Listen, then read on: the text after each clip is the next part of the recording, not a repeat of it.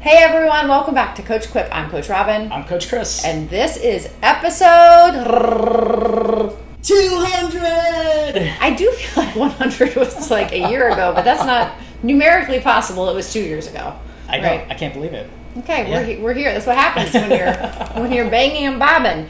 So today we actually just wanted to go over some of our favorite highlights as well as some of what your favorite highlights have been over the last now many years. So Coach Quip used to be a little bit like it was like once a week to start and then once every other week, and then you were like, let's go for every week. And that's what we've been doing for the last few years. So this is the best of the last 199 episodes of Coach Quip. Yeah, you did the full 200. I think I was looking a little bit more from 101 to 200, more recent memory. But I deep dove. You went in the archives. So.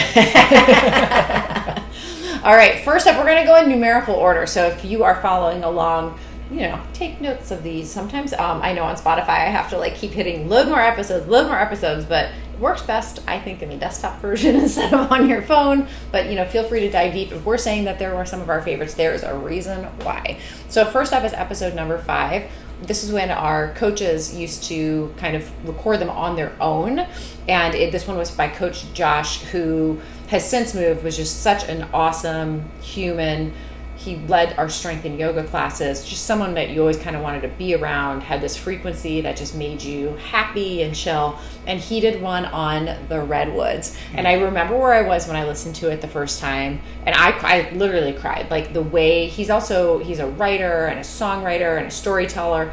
But this is all about the Redwoods, as in the trees, the gigantic trees, and their secret power to how they grow strong, tall, and unshakable. It really is such a fantastic episode. It's 5 minutes. I've sent it out within the last year, on our mass newsletter. It was one of our most downloaded, links to date. It is really makes you really think about why you connect with people. And yeah, you're like, Robyn, trees, but for real, listen to it. Episode 5, the Redwoods. I don't think that we have not in the last 100 episodes done anything nearly as artistic as all of the episodes that Coach Josh, we don't even try.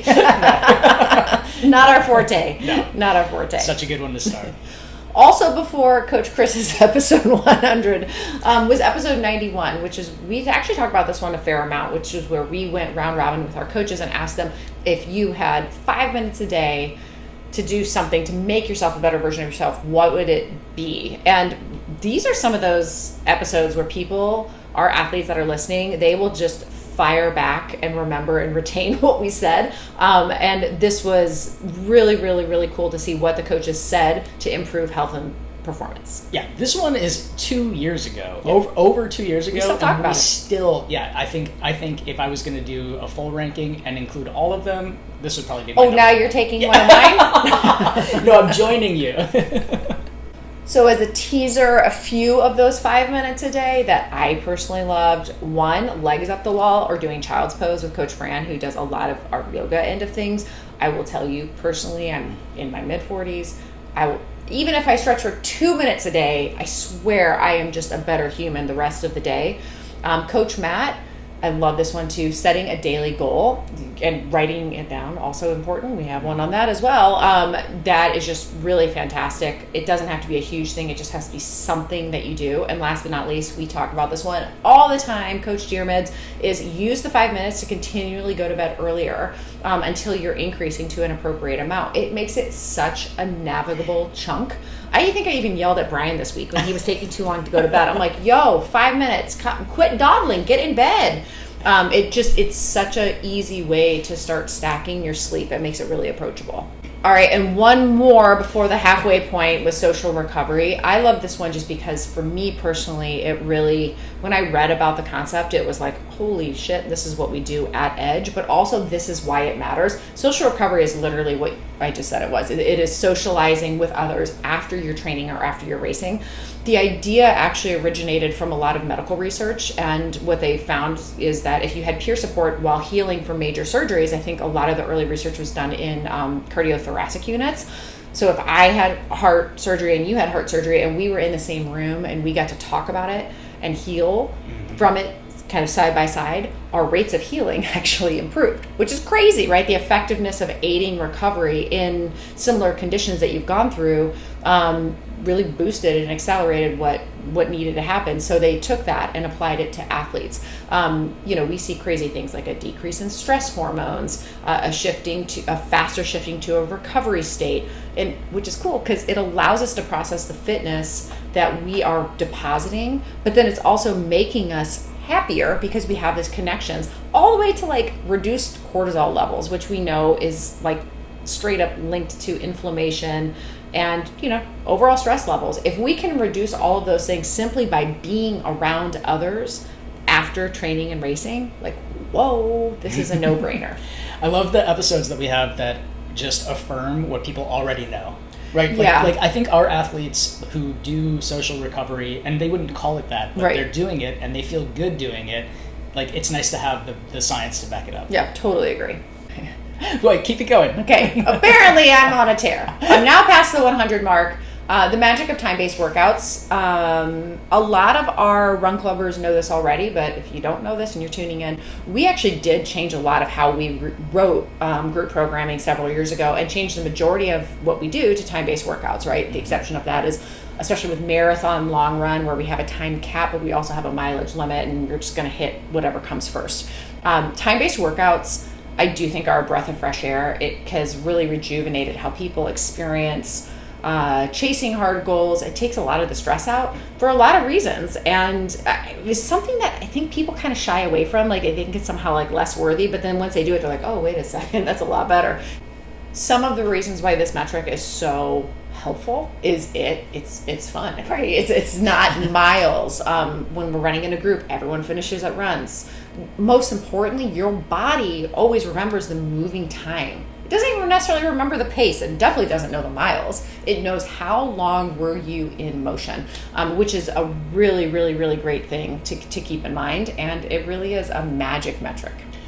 If we do another throwback episode, I'm going to pull that piece out as a favorite piece because saying your body remembers your moving time, not necessarily the pace, not necessarily distance, like, we can't say it enough. And I think that actually goes into one of my episodes as well. All right, I do have some favorites from our last 100 episodes and all of the episodes, but it was really tough to choose. The first one that I selected was episode 147, Steal from the Elites, and this is where we compared the practices of our elite top performers in running to our recreational runners, our everyday athletes, and pulled up the things that you can do to level up your training and your racing. There's just so much that we can learn, but a lot of times we think of them as out of reach, or that, when professional athletes have a different set of circumstances than we do, and it was a really cool episode to draw those parallels. Next up is episode 154, our sleep strategies episode. Specifically, we were talking about sleeping the night before a big event, and so everybody has a hard time getting good rest the night before a race because we're excited or we're nervous. I remember feeling this when I was going to Great America as a kid. I would get such bad sleep the night before, and I'd have a hard time at Great America, There's a lot of applications to this. A lot of excitement. So I love the practical advice for sleeping and resting in the week leading up to your race, and as I mentioned with my enthusiasm of Coach Dearman's comment, the sleep episodes have been really powerful for us, even though we are two very bad sleepers in our own personal lives separately. But I just think that the more that we can talk about this and hear these tips, the better that we can get at our most important recovery tool, which is sleep. I think a lot of our favorites also, and then the ones that are most heavily downloaded and watched, always are the things that are the most unifying, right? Yeah. So, like, how do you eat? How do you sleep? How do you poop? We're getting to that. But it's true that I think a lot of times people think of these things as hurdles. Yeah. And it's like, no, everybody, including elites, have this stuff going on. So how do we navigate it? By arming ourselves with knowledge. Hence, thanks for tuning into 200 episodes, right? All right, next up is 156, The Subtle Art of Not Giving an F, Runner's Edition. I was so proud of you. I think this was our first explicit episode. And we were super pumped. I was extremely excited to drop the F-bomb so much. It's funny because on our Edge account, I can't have explicit because of classes and it just gets distracting. So this is one that I had to listen to on Apple because it grays it out. Like there's no chance of me ever listening to episode 156 on Spotify. But if you've never read this book by Mark Manson, it's so fantastic. It really did change how I thought about running and coaching and frankly owning a small business. And the whole idea is that the only thing you're guaranteed in life is suffering, and that's not to be dark, it's meant to be realistic. Like it is hard, it is a challenge, it's what you do with that challenge that counts and defines you. I think when we start to assume that things should be easy and then they're not, that discontent is really where a lot of depression, anxiety lies. If we just assume that it's hard, we have a lot of power against how we manage it. Two big nuggets to come out of that subtle art of not giving an F. One is embracing that life itself and sport itself is in its own right a form of suffering. That's really what unifies it. It's biologically useful though, right? Nature likes to have a little bit of suffering to inspire change, and pain leads to action. The brains, just so you know, our brains don't know the difference between physical and psychological pain. So if we can bring on a little bit of pain in training, which we all know absolutely is what happens, then we have change, right? Mm-hmm.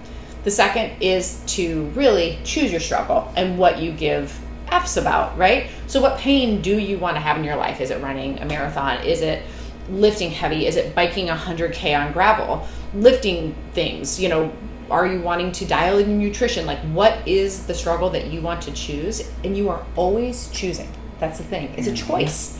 If it starts to feel like something you don't want to choose, then change what you give an F about, right? But choosing your struggle is really the power over it.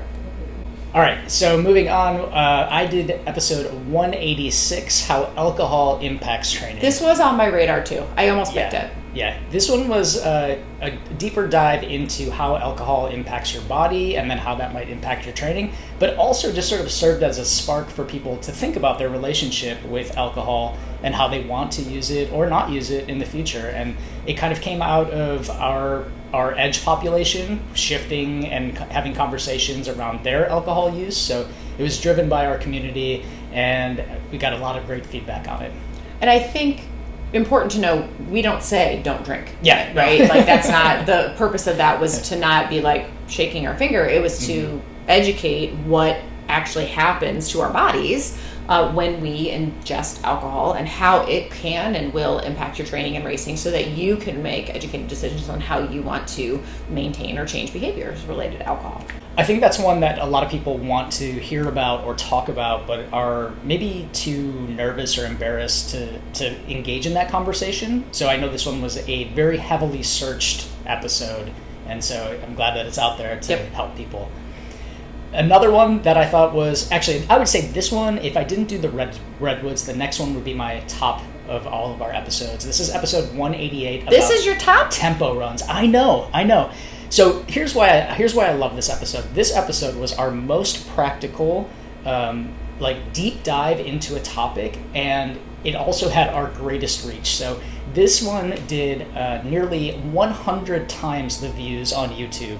Whoa. So I think people just don't know what a tempo run is. I mean, honestly, it's such a mysterious concept, both in theory and in application. So exactly, and so that's why I love this episode. We really broke down what is a tempo run, how do you work them in, what are the benefits, what are the mistakes that we see a lot of people make, and maybe this was our most formulaic episode of kind of going through the science and talking about it, but I thought that this was one of our best, most well-done episodes, and I think one of the ones that I'm most proud of, and I think that people are getting a lot out of. Last but not least, I promised you this one, Talking Shit, A Guide to Going. I was so excited to record this one because, again, similar to eating and sleeping and all of those things that all of us do, how the heck to make sure you go poop before your runs or races is such a source of anxiety. It is. And this is also one of my favorites, so we share this one, and I think this is the episode that underperformed given how interested people are in it. So like, I think that there was like a hesitation, or like something about the algorithm didn't like this one. Didn't like us talking about shit. But I think if you have not listened to this episode, this would be the one I say go back and listen to this one. You'll laugh, you'll cry, you'll relate, and then you'll go back and listen to more episodes. My group runs, when I come up on a group, especially like coaching a long run, and athletes are talking about this and I join in, I think they're always surprised at how much better they feel once they are talking about it with other people. Because one of those things that we just kind of keep close to our chest, because we're like, oh my God, I almost pooped my pants. But it's like, no, we've all been there. And these are our suggestions of how to avoid that. But then also, if those things do happen, what you can do. And also why it's important to talk about it and share that knowledge, because it is literally something every single one of us does. Yeah, and I think what we talked about it like 3 times in the weeks after our episode, like, I was out on a run today. Yeah. And then it breaks it down, right? Because once you know someone else, so, here's what we're saying. Listen to episode 196, talk to your fellow, teammates about it, and then you all can share that knowledge even more. Because chances are you have more pooping hacks than we gave you. Wow, we're really ending out this round out on a high note. Right. Well, I love that we ended on talking shit, but we will actually end it with this. So we have now 200 episodes in our library. From 82 to 200 are on YouTube. Everything before 82 is just audio only, and we have some real gems back there. So if you have been a fan of the show or have found any value in the things that we've been talking about, take a look in our archives. There are plenty of topics and something else that you might enjoy. And thank you for the support. We appreciate all of the likes and comments and subscriptions and all of that. And most of all, I love walking into Edge and hearing people here talking about it in real life, or throwing back the comments that we said. I often say, from like a coaching perspective, my job is to like be the voice in your head so that you can answer your own questions when they come up, or answer the questions of your teammates. So when I hear the coach quips coming out of athletes' words or athletes' mouths to their fellow teammates or to themselves and answering their own questions, I'm like, our job here is done. It's the best. We've worked. 200. We did it. See you at 300. Thanks for listening to Coach Quip. Original music performed by Ment. Follow us online on Instagram, Facebook, and Twitter at Edge Athlete Lounge. Our podcast lives in the blog section of our website. Don't forget to subscribe, rate, and review this podcast, and you can check out the show notes for additional ways to contact us. Ready, set, onward we go.